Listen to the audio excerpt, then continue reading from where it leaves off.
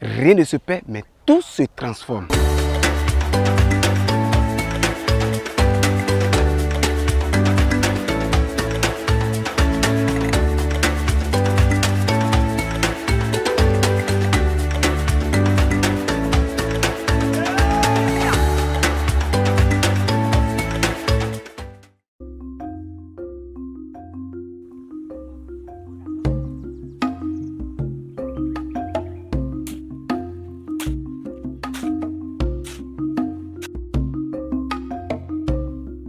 L'agriculture écologique désigne l'ensemble des pratiques agricoles liées à l'agronomie, c'est-à-dire la science de l'agriculture et de l'écologie, soit la science étudiant les êtres vivants dans leur milieu et leur interaction. Il se présente comme une alternative répondant aux problématiques causées par une agriculture héritée d'une politique d'intensification et de modernisation des pratiques agricoles, propulsée par les progrès scientifiques et techniques permettant la sélection de variétés de cultures au rendement, le développement des engrais chimiques et la mise au point des nouveaux engins agricoles. Cependant, force est de constater que ces pratiques agricoles sont notamment à l'origine de pollution environnementale, de l'érosion de la biodiversité et de la perte des terres cultivables. Mais de nombreuses initiatives émergent pour faire évoluer l'agriculture. Nous nous sommes rendus il y a quelques semaines dans 3 différents jardins dans les collines du Bénin, à Banté, plus précisément à Kouka, installés en 2019.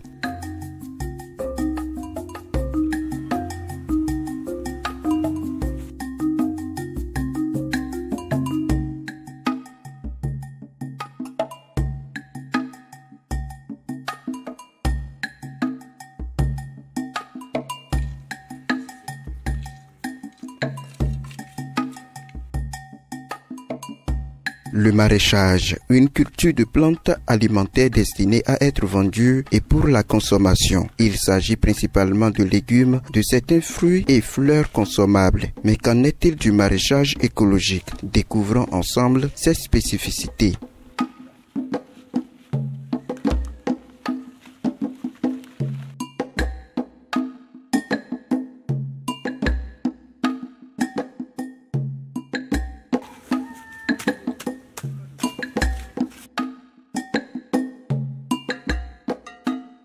Le maraîchage écologique permet de préserver non seulement l'environnement, mais aussi les sols. Il permet aussi d'obtenir des eaux saines et des produits sans pesticides. En bref, c'est une forme de production agricole qui préserve abondamment la santé. Si j'ai choisi le maraîchage écologique, c'est d'abord pour ma propre consommation. Préserver ma santé, la santé familiale et celle de l'environnement.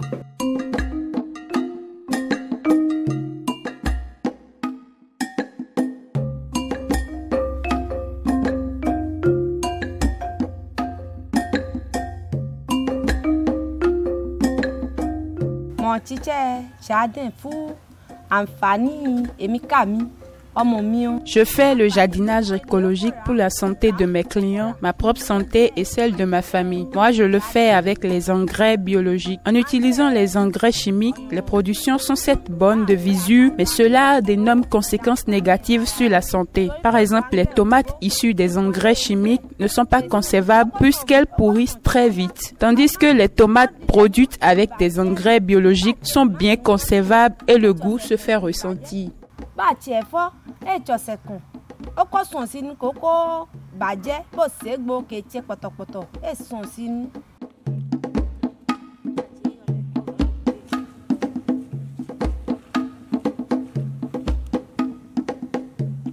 Il y en a des meilleurs supports, il y en a nous comptons.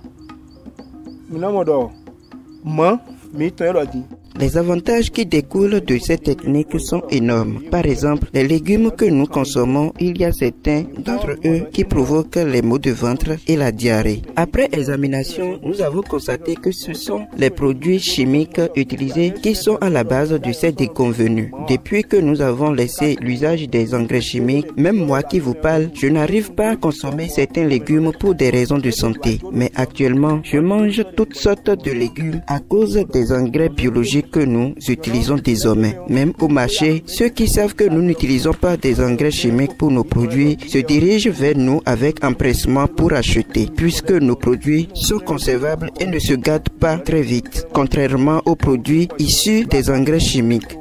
ena je buleji de onu aka ho egbe akebe ni o kaka so pon ekono je bi buleji boy so sino zan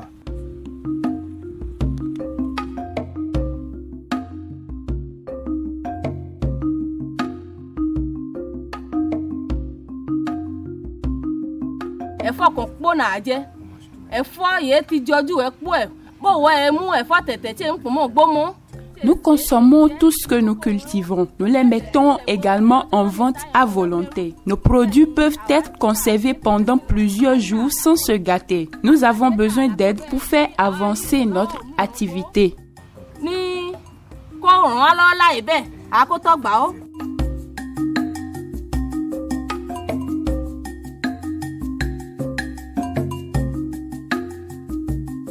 Pour permettre une meilleure gestion du sol et du climat, plusieurs techniques et méthodes sont utilisées afin d'augmenter le rendement et la productivité pour les productions hors saison ou dans les zones difficiles. Un propriétaire d'une ferme rencontré nous en parle.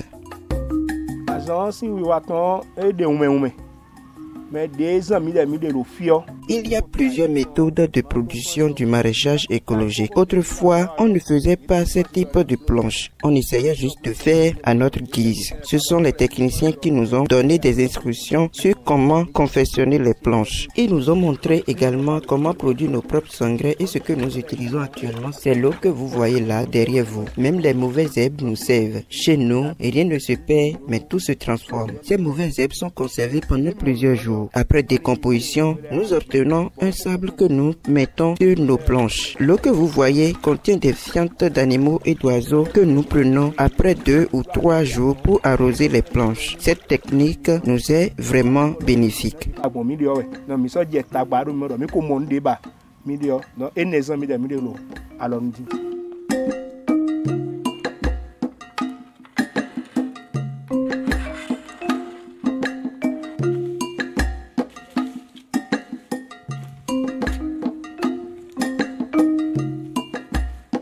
Il y a les déjections des animaux, les fientes.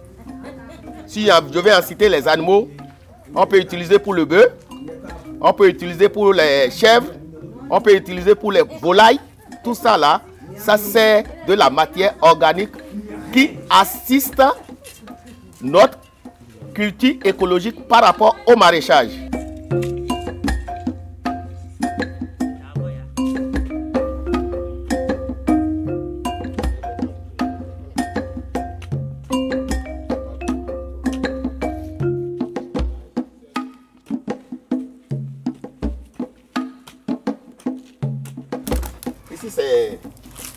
C'est tel que je vous ai dit, c'est la digestion des animaux, surtout pour la vache.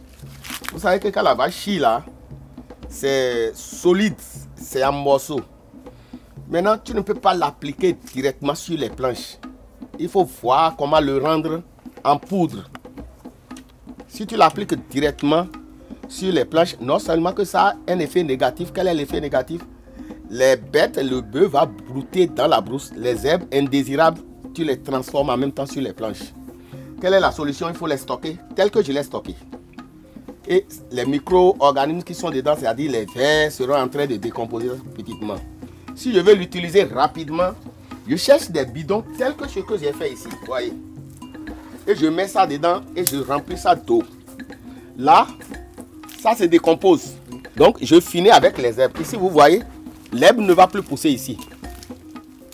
Du fait que je l'ai contenu dans cette histoire durant des mois, avec de l'eau là, l'herbe qui pousse là dans l'eau meurt. Je trouve ma matière réelle que je peux appliquer maintenant.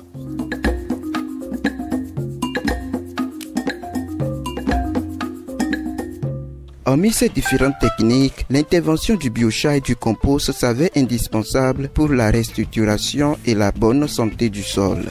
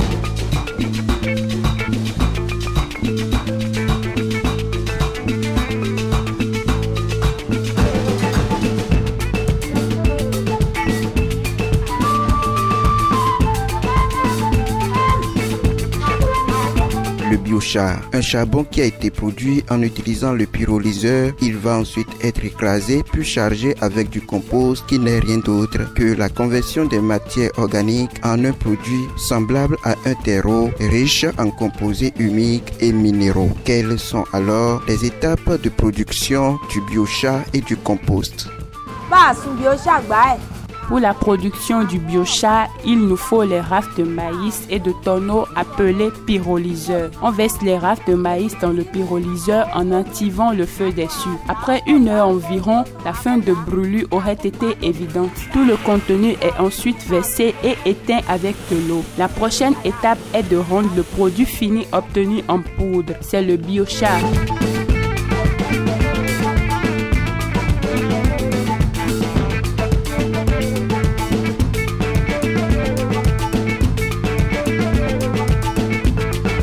C'est moins coûteux, d'autant plus que les entrants sont fabriqués à base des résidus de récolte.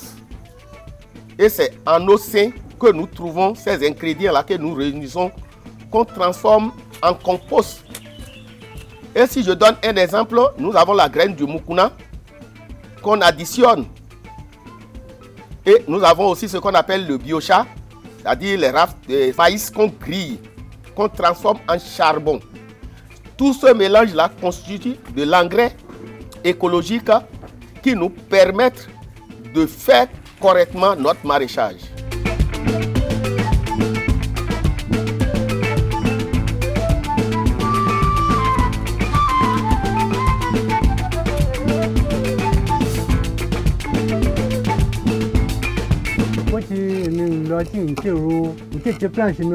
Pour faire les planches, nous avons nous-mêmes nos propres engrais que nous utilisons. Si la terre est totalement pauvre avant de confectionner les planches, il faut nécessairement réhabiliter et redonner vie au sol en y semant du mukuna pendant 2 semaines, 3 semaines, voire même 1 mois. Ensuite, on y ajoute au sol de la terre noire, le terra preta à la semence enfouie dans la terre. À ce stade, pour confectionner les planches, on peut toutefois mélanger des fientes d'animaux au sol. Après tous ces traitements, les produits maraîchers récoltés sur ce type de sol ne posent plus de problèmes de santé aux consommateurs et tient toujours bon pour la conservation. Les fientes d'animaux et de volailles sont les engrais que nous utilisons. En faisant ainsi, moi je suis toujours satisfait de mes productions.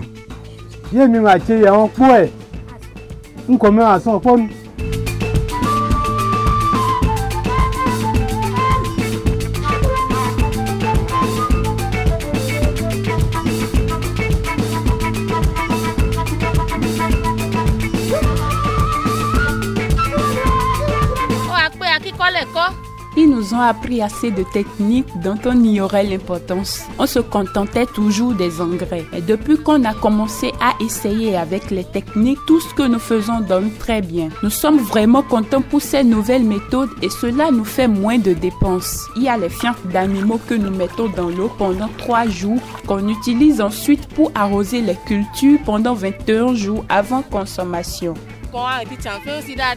Financièrement autonome grâce aux activités maraîchères depuis plusieurs années, sur les sites de maraîchage de Kouka, les producteurs témoignent.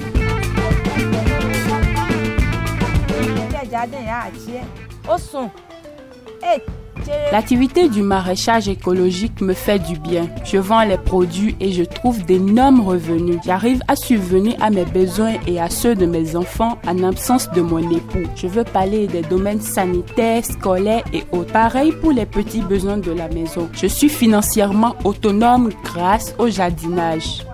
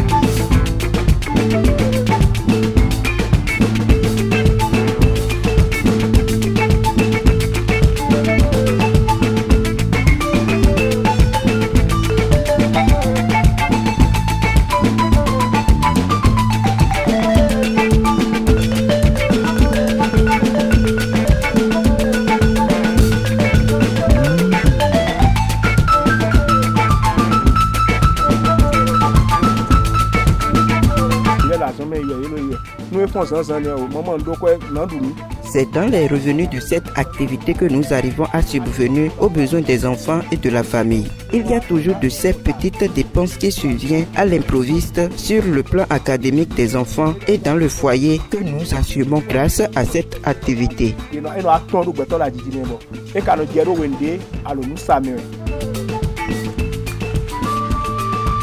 Bien que le maraîchage écologique soit la solution pour l'épanouissement de l'homme, dans les collines, le manque d'eau et des points de vente des semences agricoles sont les problèmes majeurs que les maraîchers rencontrent dans l'exercice de leur métier.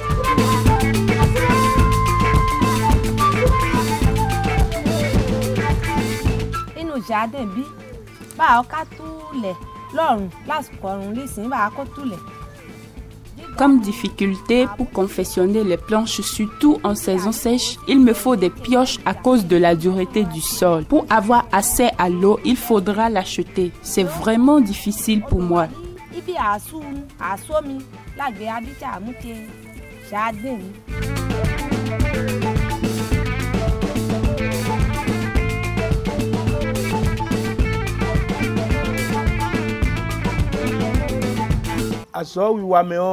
Mino a do tagbasupo mino a pe ni supo de me boy kale khle mi de mi na le duro ene odigbon. Dans l'exercice de ce métier, nous rencontrons d'énormes difficultés. Néanmoins, on nous a montré comment faire face à certaines d'entre elles. Par exemple, on nous suggérait juste des produits chimiques pour lutter contre les vers qui font irruption dans nos semences. Mais actuellement, nos techniciens nous ont prodigué des conseils et juste avec la recette des feuilles de Nîmes, nous trouvons satisfaction. L'autre difficulté, c'est que notre espace est insuffisant. Avant, on était sur un site plus vaste que celui-ci, mais c'est à cause des bœufs qui détruisent nos plantes du jour au lendemain qu'on a décidé de s'installer ici. Toutefois, c'est toujours bien de faire une production saine sur un petit espace pour la santé de tous que de produire avec des intrants chimiques sur un grand site.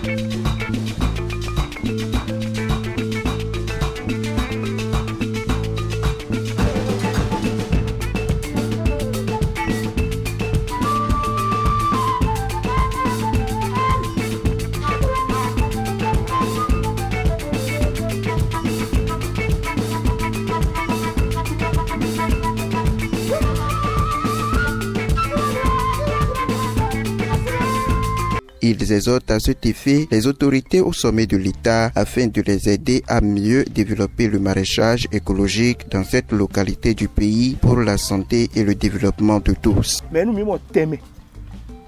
Vivement que l'État nous vienne en aide pour que nous puissions vraiment produire en abondance. J'ai de l'espace suffisant qui pouvait contenir un maraîchage réellement adéquat qui pouvait servir même l'environnement, pourquoi pas le village. Mais je suis en train de réfléchir comment trouver des sources de financement pour avoir un forage, ce qui pourra me permettre d'élargir pour faire la promotion réelle de l'agriculture écologique que moi je juge très capitale et qui préserve la santé humaine. Les matériels, nous en avons bien sûr, mais c'est insuffisant. Il y a d'autres qu'on n'en a pas.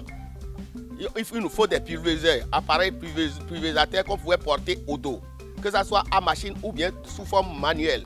Il nous faut encore d'autres instruments qui pourront nous permettre de transporter facilement les résidus de récolte et pourquoi pas même les déjections des animaux.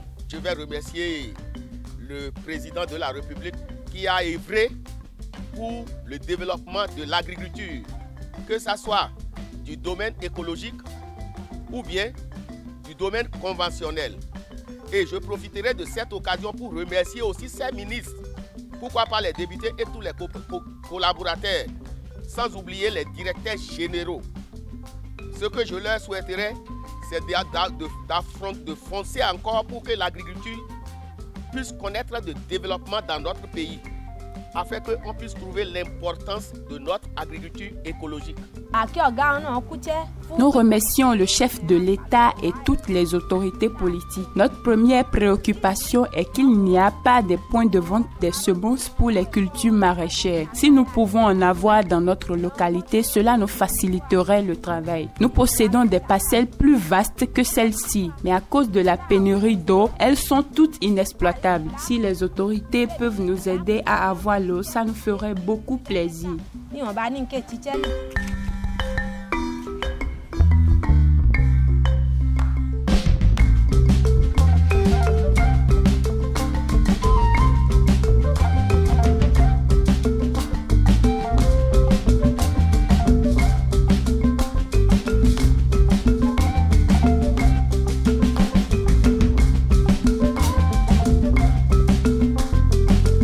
Maurice Gauthier-Nyanvi est spécialiste en réhabilitation des sols. Il apporte plus de la lumière en ce qui concerne les méthodes et techniques utilisées dans le maraîchage écologique. L'agriculture écologique est une agriculture qui respecte les normes environnementales et dont la dégradation des sols n'est pas aussi importante.